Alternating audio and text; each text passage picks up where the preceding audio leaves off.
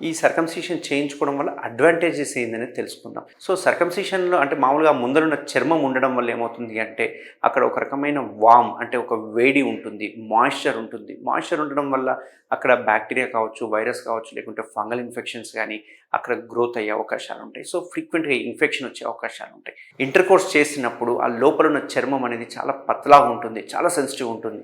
ఒక్కొక్కసారి చిన్న cracks form అయ్యే అవకాశాలుంటాయి. ఆ క్రాక్స్ నుంచి సెకండరీ ఇన్ఫెక్షన్స్ వెళ్ళిపోవడము అండ్ కొన్ని రకాల సిఫిలిస్ కావచ్చు, లేకుంటే హర్పిస్ సింప్లెక్స్ కావచ్చు, లేకపోతే షాంక్రైడ్ కావచ్చు, లేకపోతే హ్యూమన్ పాపిల్లోమా వైరస్ కావచ్చు, ఇట్లాంటి ఇన్ఫెక్షన్స్ అంటే వీటన్నిటిని సెక్షువల్లీ ట్రాన్స్మిటెడ్ డిజీజ్ అంటాం. అంటే కలయిక ఇంటర్కోర్స్ చేసేటప్పుడు అవతల పార్ట్నర్కి కనుక ఉంటే అక్కడి నుంచి అబ్బాయిల్లో ఉంటే అమ్మాయిలకు ఎక్కే అవకాశాలు ఉంటాయి. అంటే ఇవి సెక్షువల్లీ ట్రాన్స్మిటెడ్ అవుతూ ఉంటుంది. సో అదే ఒకవేళ సర్కంసిషన్ చేయించుకుంటే కనుక అక్కడ తేమ ఉండదు, అక్కడ కట్ అయ్యే అవకాశాలు ఉండదు. అదే సర్కంసిషన్ చేయించుకుంటే కనుక ఈ సెక్షువల్ ట్రాన్స్మిటెడ్ డిజీజ్ వచ్చే అవకాశాలు 60 to 70% తక్కువ ఉంటుంది.